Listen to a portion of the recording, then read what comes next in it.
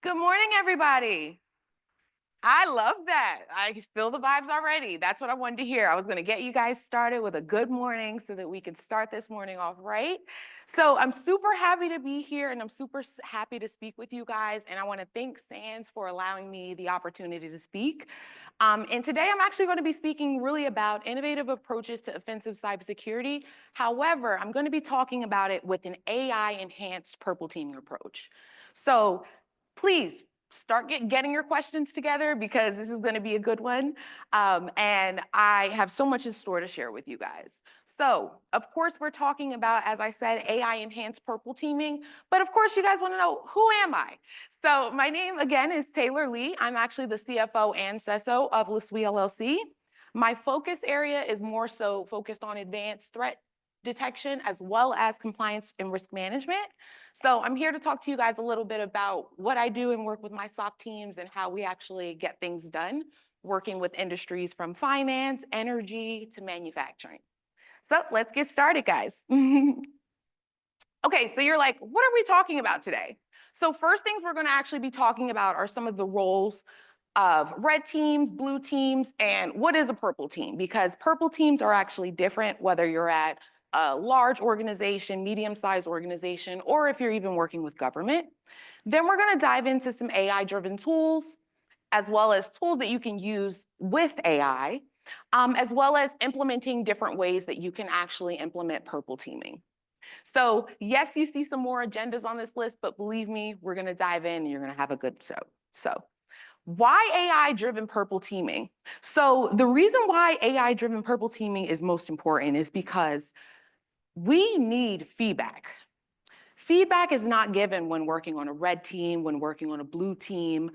There's no feedback. There's no collaboration. You have one team that's working on actually simulating the attack, and then you have the other team that's working on defending everyone. So we need to work more together so that we're actually able to actually detect, defend, as well as prevent these attacks from actually happening to both small and large organizations. So, of course, why is AI-driven purple teaming important? Well, AI-driven purple teaming is very important because AI is now, as we all know, the only driver right now. And everyone is investing in AI. Everything is AI-based, as well as each piece of technology from, as we spoke about earlier, Microsoft to IBM, everyone is actually developing new technologies. And we have the engineers and we have the developers that are really mainly focusing on, hey, how can we actually make work more productive? But no one's focusing on how these tools are actually most unsecure. So that's why we're sitting in this room to ensure that not only the development of these tools are most secure, but also the use of the tools are secure. So let's dive in. So of course, we're all in this room because we care about what? Data breaches and security is all about money. It's not about anything else. When we're talking about reputation, when we're talking about security, everything is related to the cost of a data breach. So when you're speaking to a CFO, that's why I wanted you guys to know both of my roles. When you're speaking to a CFO and you're talking about, hey, we would like to implement this new technology so it can help us actually automate simulated attacks. Well, why is that important to me? And how is that actually going to be done, with you saying, hey, we're getting this new tool and it's going to help us automate things. So that's where I come in as the CISO and I say, okay, well, now you have to be able to actually show the financial impact to a stakeholder to be able to actually help them understand exactly what is the impact to the business, the reputation, the actual overall business operations. So if anyone knows, in 2022, the average cost of a data breach in the US was $9.44 million. Then in 2023, we went up to $9.48 million. Now we're back down, granted, 2024 is not over yet. We're back down to 9.36. So what does that actually tell you guys? That tells me that we're not doing much. There's breaches that are still happening, and with AI, we have to adapt our actual tactics, techniques, and procedures to be able to adapt to today's threats. Because today's threats are, as we all discussed in the previous talks discussed, are way more sophisticated than they have been in the past. And they are targeting our systems, users, as well as companies, way more than they have in the past. And it's becoming way more financially a burden. So that's why this was a huge slide that I wanted to talk to you guys about, because of course we're all in this room. We have a bunch of pen testers. I think I have some ethical hackers in here. We have all of you guys. And one thing that, of course, is a hard thing for you guys to do is go to your stakeholder, go to your boss and say why you need something new, why you need an extra budget, why there's OT, why there's all of these things that you need to protect the organization. So today we're gonna not only just talk about the AI enhanced purple teaming, we're also gonna talk about why it's important, because the reason that we all are talking about data breaches and we're all in this room securing systems, securing networks, securing so many different infrastructures is because we're securing it to protect money. We're securing it to protect people. We're securing it to protect infrastructure, whether it's industrial control systems or whether it's financial systems. So this is why it's so important for us to really, just take a heed and really pay attention to what is the actual driver of our work.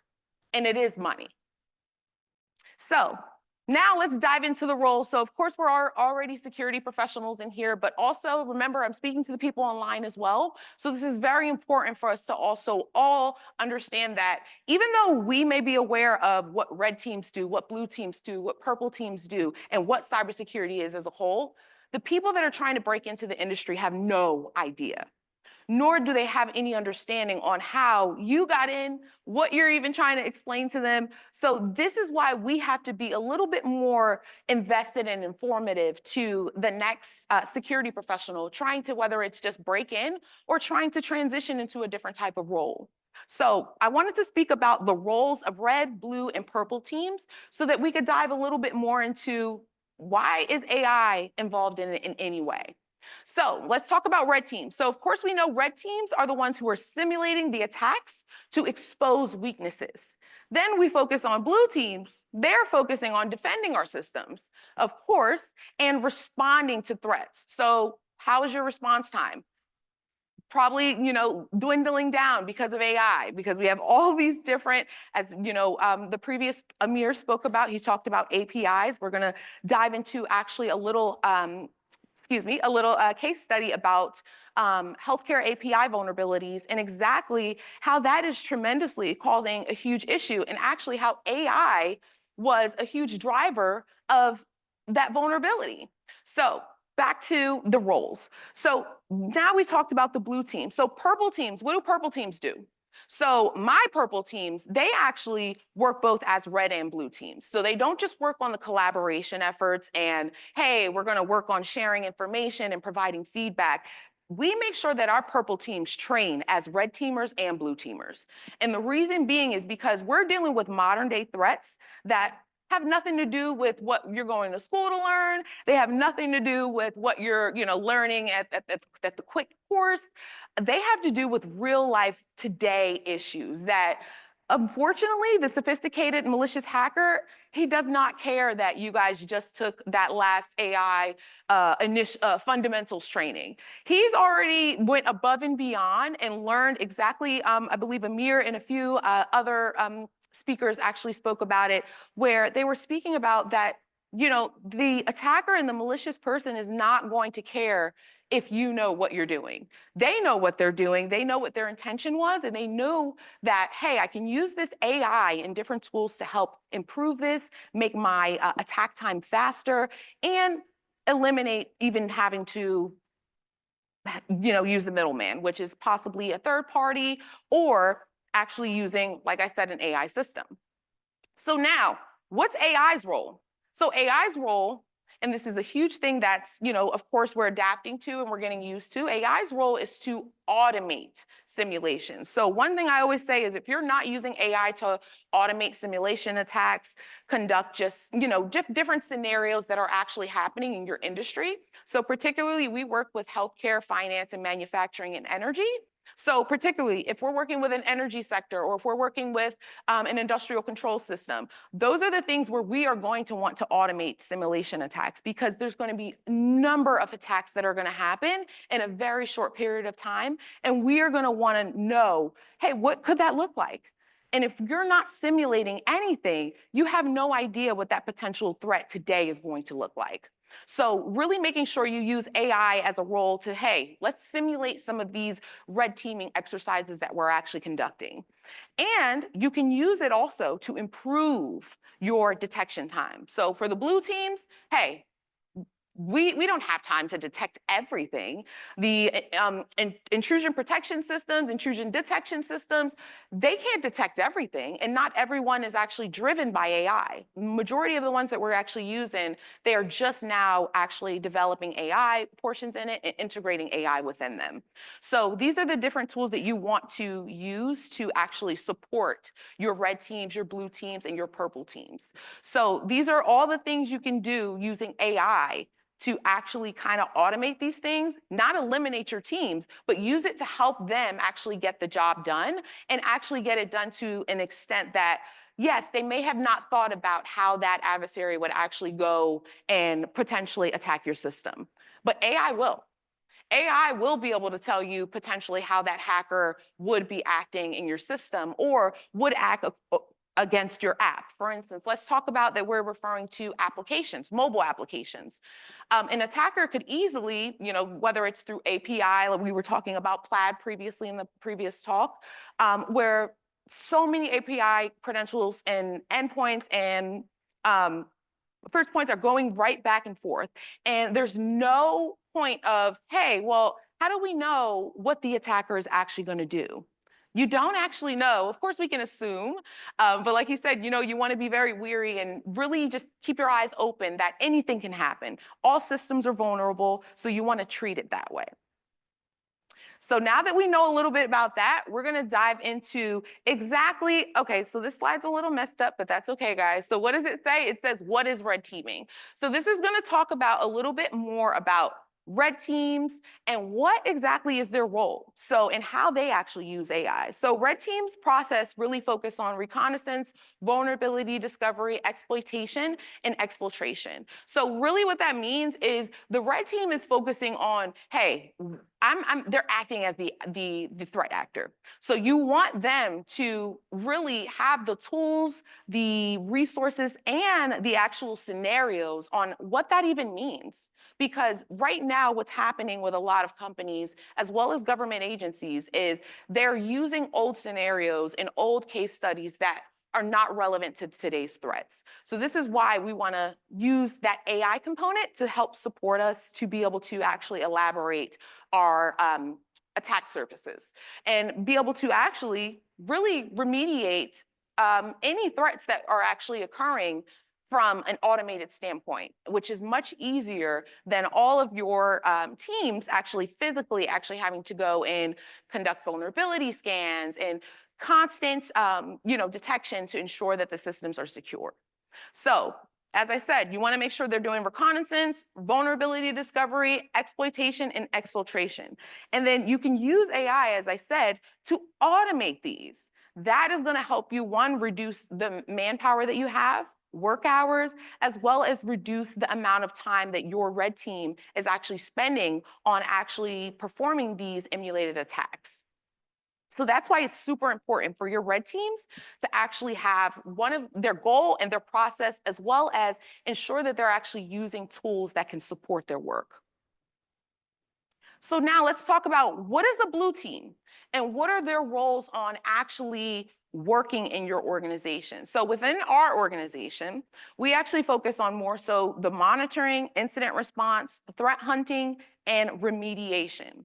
And how we actually use AI is for the monitoring portion as well as detection. So we actually have a few algorithm scripts that we've actually drawn up where They specifically let us know exactly different anomalies that pop up that just may not be normal, that don't look normal within our system. So those are the ways that we use AI as our blue team to ensure that some of that process is automated, because otherwise they can be spending hours of their time simply just monitoring, responding, as well as threat detecting.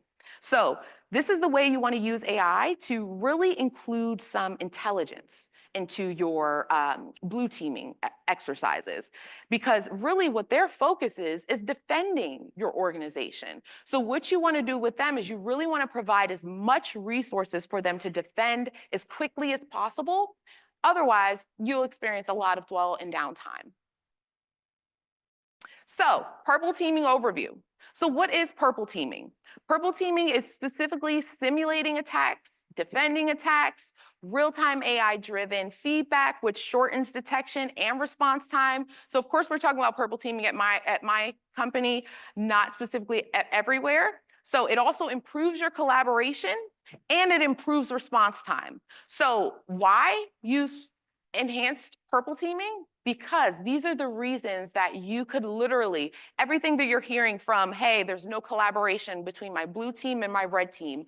My red team, they have just, worked on so many different attacks, and the blue team has literally defended them where they thought it was actually a malicious actor or a criminal organization. So those are things where the teams are not collaborating and sharing information so that everyone is aware exactly what's going on.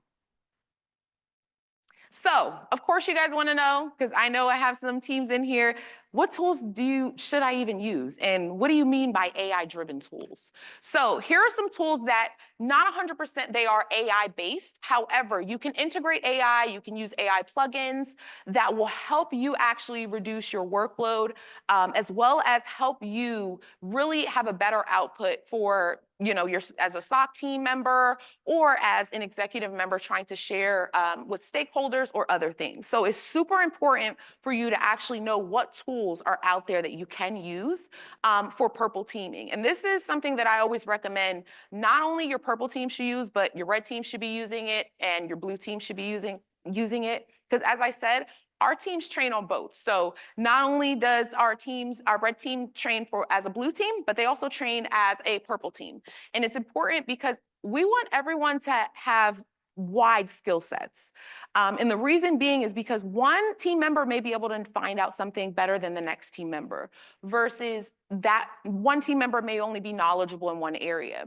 So one thing we've actually seen at my company is really ensuring that all team members, SOC team members, have the proper training that they need to actually carry out red, blue, and purple team exercises.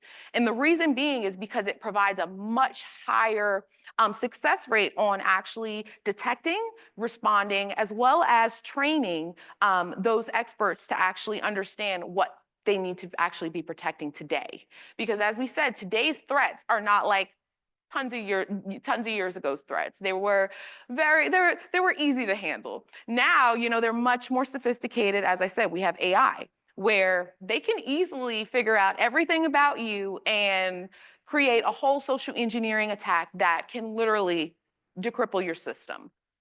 So what are some of those tools?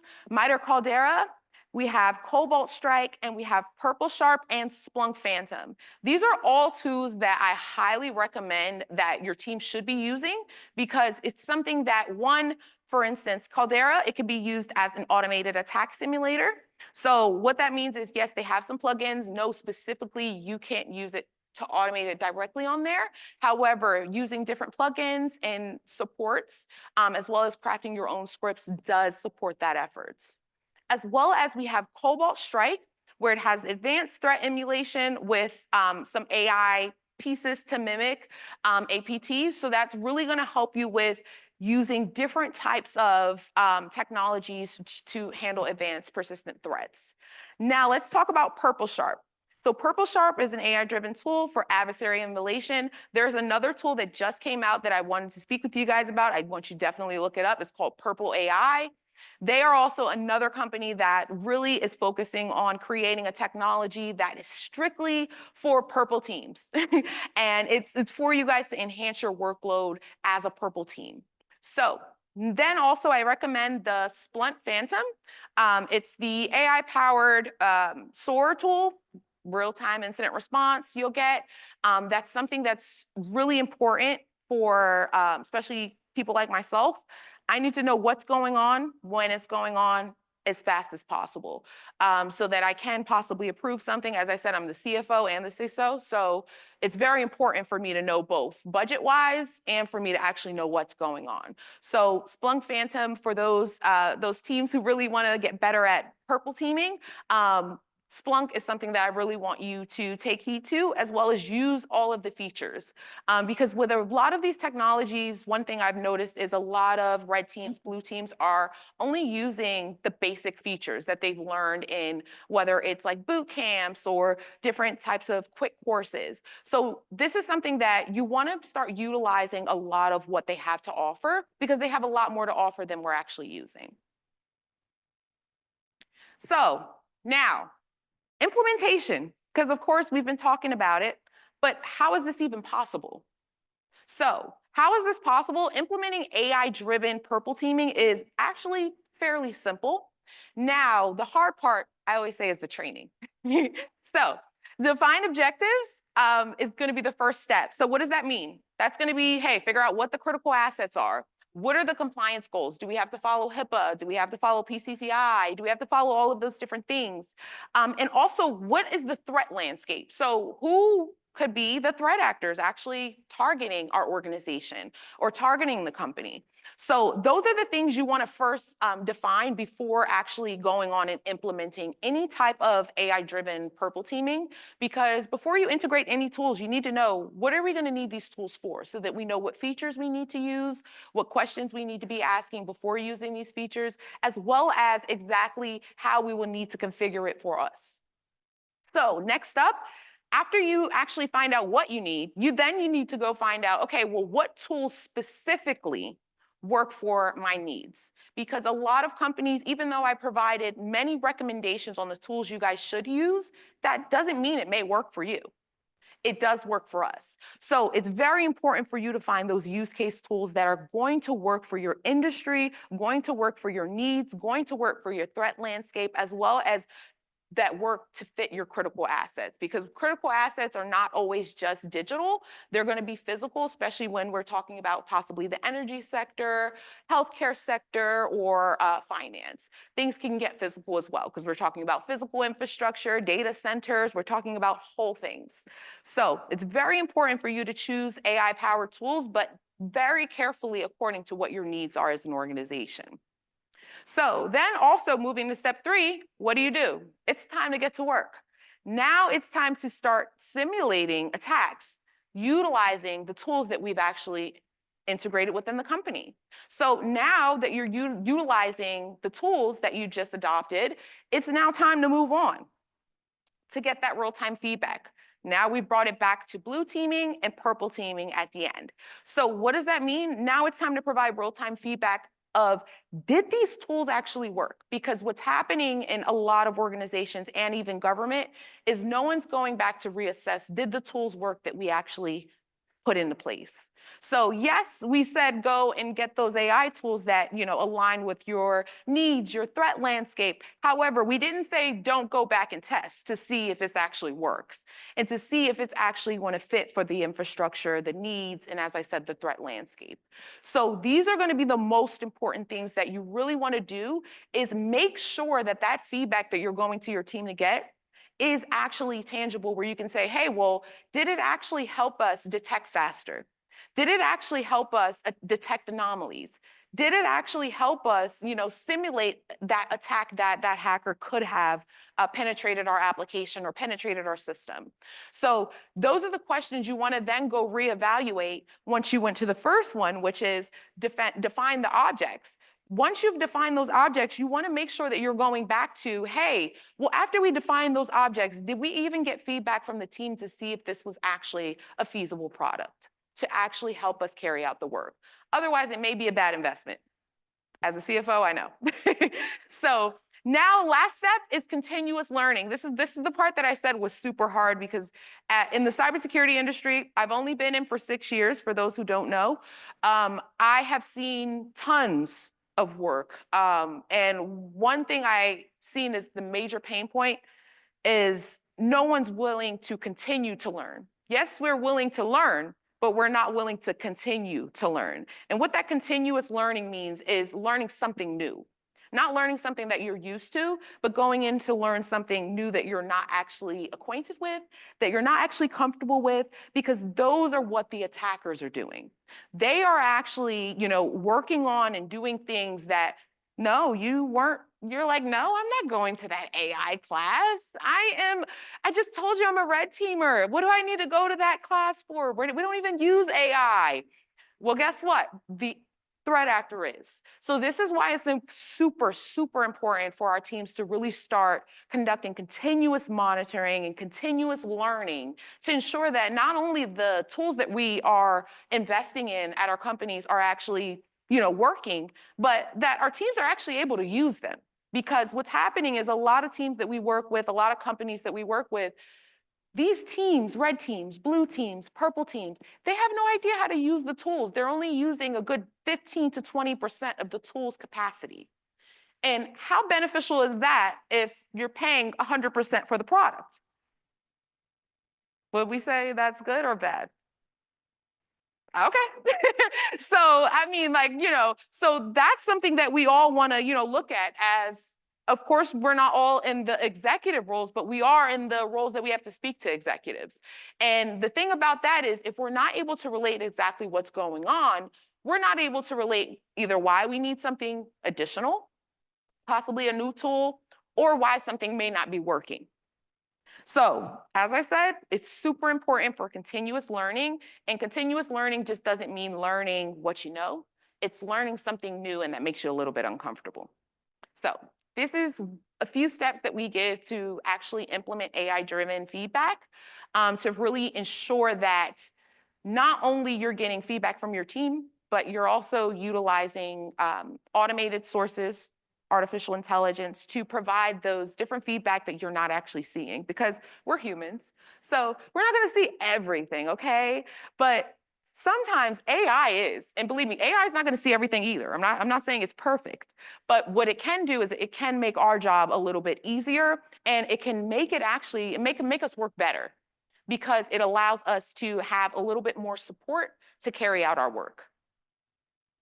So now we talked a little bit about, all that good stuff and purple teaming. Now it's time to talk about, okay, well, why do I need the purple team? Well, because as we said, things are growing, threats are growing, attacks are growing. And one big one that we wanted to talk about is social engineering.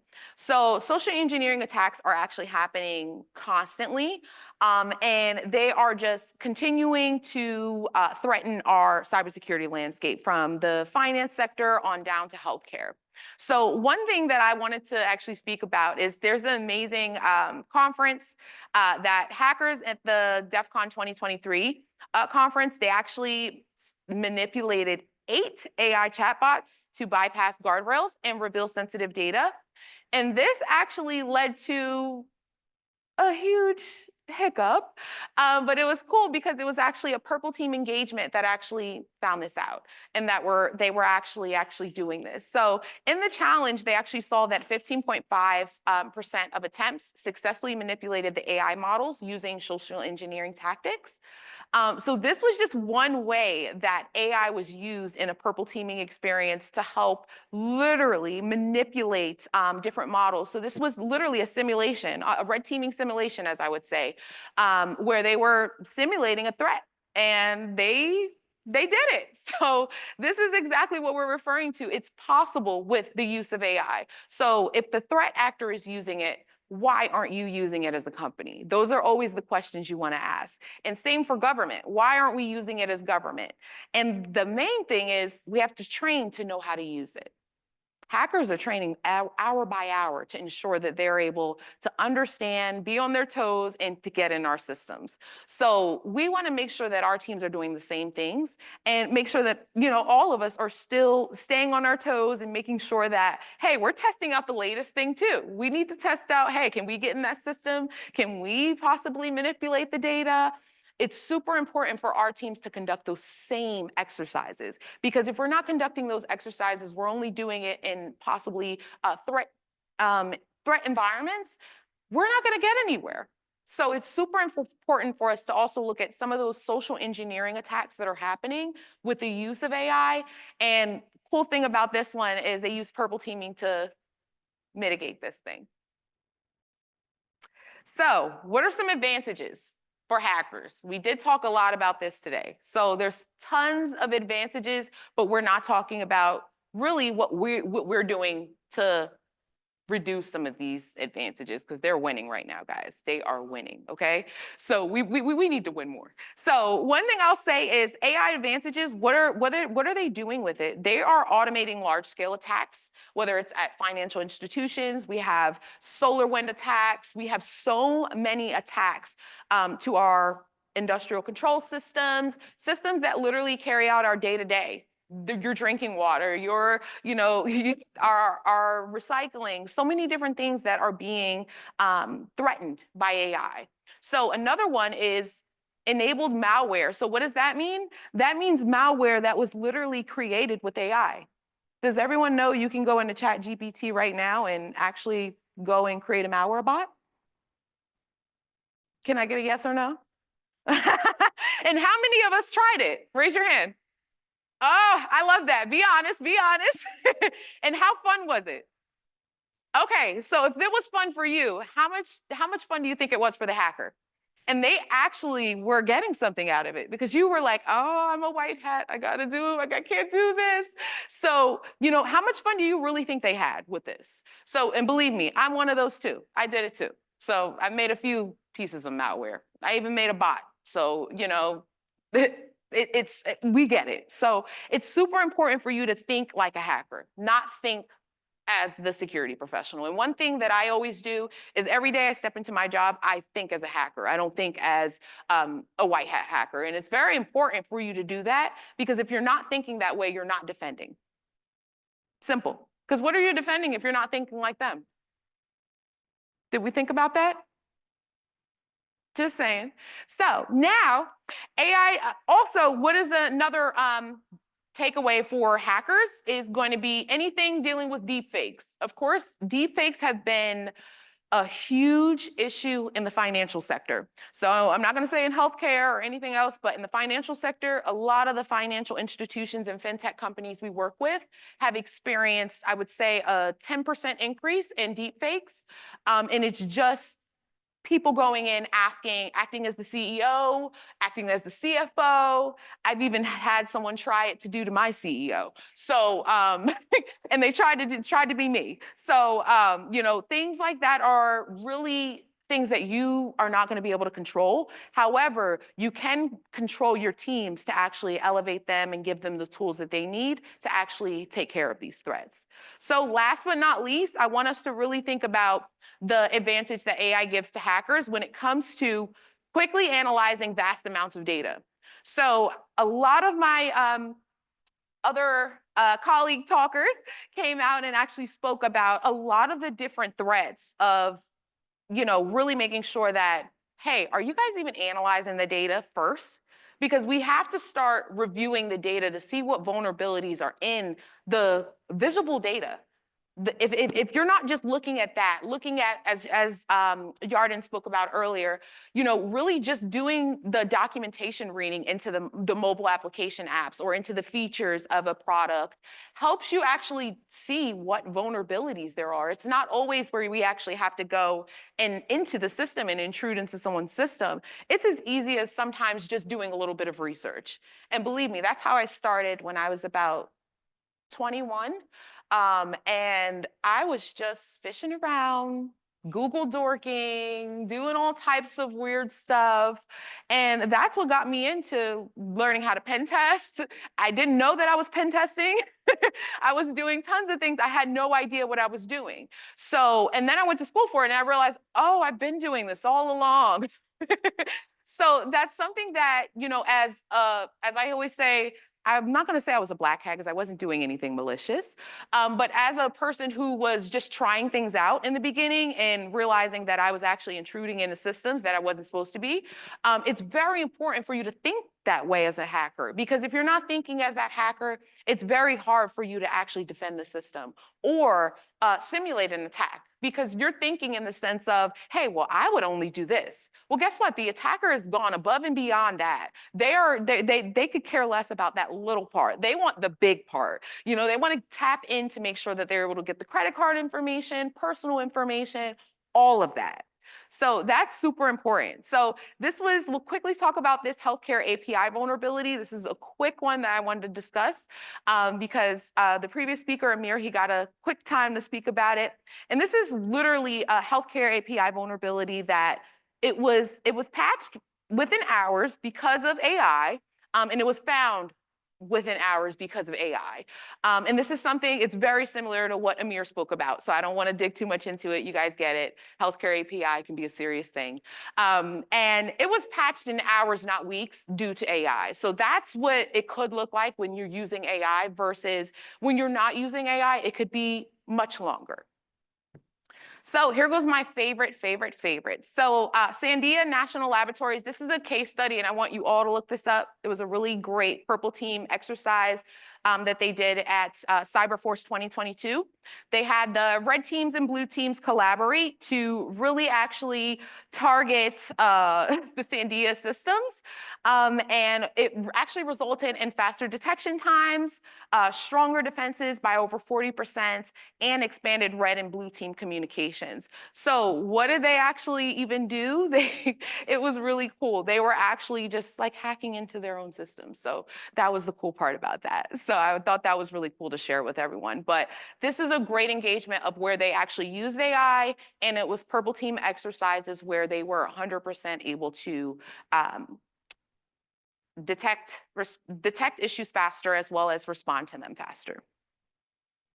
So as we're wrapping up, the benefits of purple teaming: faster vulnerability remediation, real-time collaboration, as well as a more cost-effective. Of course, I'm always going to talk about cost, guys, because cost is everything.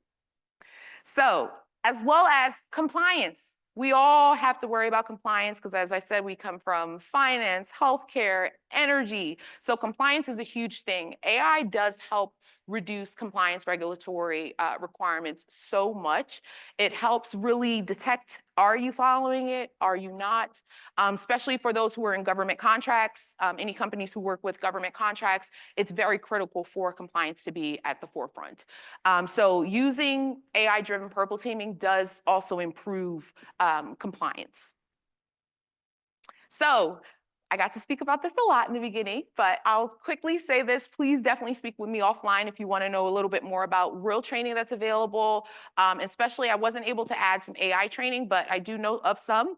But there is tons of training for red teams, blue teams, purple teams, as well as AI-specific training. And the different training that's out there, of course, there's new ones coming up, and there's more that I definitely would love to share with you guys, but here's just a few. OSCP, MITRE ATT&CK, you have CIS. I'm sure there's tons with certifications in here. Then you have purple team exercise frameworks, as well as there's some SOAR automation classes from Splunk that I highly recommend. So key metrics, I'll quickly wrap this up. So key metrics, pre-AI versus post-AI. This is what it looks like, guys. So I highly recommend take a look at the data. It's the data that speaks for itself. We don't really need to speak about, you know, hey, did it actually work? Because it went from almost like 18 to, well, it went from, 190 to 18 days, which is so much better. So it's super important for you guys to think about, well, what would my dwell time be if I incorporated this AI tool? And remember, not every tool may work for you. It may be, you may have to do a little bit more research to see what works for you. So as we wrap up, I want to wrap up. Okay, well, what does the future look like, guys? Well, the future looks like train, integrate AI tools, and continuously improve your organization's defenses through training. People don't realize training your teams and training your executives on exactly what the teams are doing is going to be the key to moving forward in the future of really being able to defend ourselves against today's threats. Because today's threats are AI driven, they're sophisticated, and they're social engineered. So these are things that the only way we can mitigate them is using something like AI to help support our efforts, defenses, as well as our whole work overall. But other than that, guys, you guys get the gist. AI purple teaming is the way to go, right? Will we agree? Hey, that's what I like to hear. All right, guys, but I thank you guys for listening to my talk. I hope it was very informative and insightful. And if you have any questions, don't hesitate to reach out to me. Other than that, I'm wrapping up, guys. Thank you.